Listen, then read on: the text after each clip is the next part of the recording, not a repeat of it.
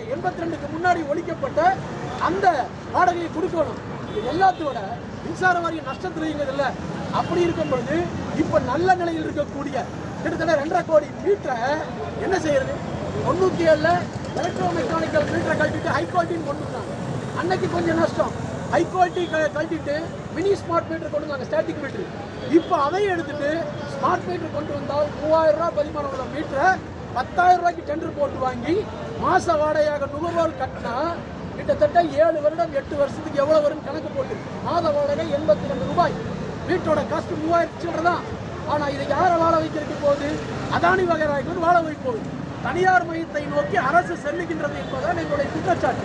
நாங்கள் தனியார் மையத்துக்கு போக மாட்டோம் என்று சொல்லிக்கொண்டு ஒன்றிய அரசுடைய கொள்கையை நாங்கள் எதிர்க்கிறோம் என்று சொல்லியே ஒன்றிய அரசு அமலாக்கின்ற நடவடிக்கைகளை சமீபத்தில் 7 அமைச்சர்கள் கொண்ட குழுல டிஸ்ட்ரிபியூஷன் கம்பெனியை நலிவடைந்த கம்பெனியை என்ன பண்ணலாங்கும் போது அவங்க ஸ்மார்ட் மீட்டர் திட்டத்தை இம்ப்ளிமெண்டேஷன் பண்ணு, RDSS ஸ்கீம்ல ரெவென்யூ டிஸ்ட்ரிபியூஷன் செக்டார் ஸ்கீம், இந்த ஸ்கீம்ல இதையெல்லாம் அமல்படுத்துங்கிறாங்க.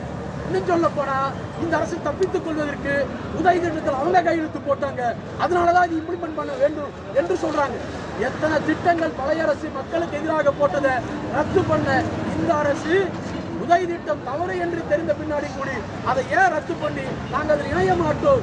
எப்படி இன்னைக்கு தொழிலாளிக்கு 2003 பின்னாடி பணியில் சேர்ந்தவனுக்கு CPSக்கும் போகாம பழைய திட்டத்துக்கும் போகாம அந்த காசு எங்க இருக்குன்னு தெரியாம இருக்குதோ, அது மாதிரி இந்த திட்டத்தில் நாங்கள் இருக்க மாட்டோம், இது நுகர்வோருக்கு பாதிப்புக்கான திட்டம் என்று சொல்லி அரசு வெளியே வந்து இந்த மின்சாரத்துறையை பாதுகாக்கும்.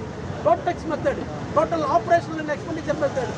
அதானியா வருவாரு, அவரே மீட்டர் மாட்டாரு, அவரே எல்லாம் செய்வார். நான் ஏன் அதானி குறிப்பிடுறேன்னு சொன்னா, இப்ப சமீபத்தில் 80 லட்சம் மீட்டர் அவருக்கு தான் கொடுத்து ரத்து பண்ணாங்க. ஸோ அவருக்கு கொடுக்குறதுக்கு தான் மறுபடியும் முயற்சி என்பது இருக்குது. ஏன்னா அது ஒன்றிய அரசுடைய நிர்பந்தம். எப்படி சோலார்ல அந்த செகி அமைப்பு மூலமாக மின்சாரத்தை வாங்கினாங்க அதானி கிட்ட, அதே மாதிரி இந்த டெண்டர்களை பூரா அதானி கிட்ட விட வேண்டும் என்று ஒன்றிய அரசுடைய நிர்பந்தத்தில் வேற யாரும் வரமாட்டாங்க, வேற எந்த கம்பெனி எடுக்க முடியாது. அப்படி ஏதாவது கம்பெனி வந்தாலும் அந்த கம்பெனியை அதானி கைப்பற்றிக் கொள்ளும் அப்படிங்கிற முடிவில் இருக்கின்ற பொழுது இதை டோட்டெக்ஸ் முறையில் கொடுக்காத. நீ ஸ்மார்ட் மீட்டர் மாட்டணுமா, ஸ்ரீநகர்ல மாட்டுற மாதிரி மீட்டரை எங்கள்கிட்ட கொடுத்து மின்சார தொழிலாளியா மாட்டுவோம், மின்சார தொழிலாளியா பராமரிக்கிறோம், நாங்கள் செய்ய முடியும் என்ற முறையில தான் அரசுடைய டோட்டெக்ஸ் முறைக்கு நாங்கள் ஏற்றுக்கொள்ள முடியாது.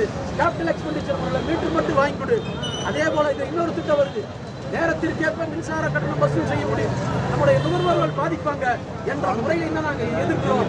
இன்றைக்கு பிரதான கோரிக்கைகளாக இந்த கோரிக்கையை வலியுறுத்தி தமிழகத்தினுடைய 57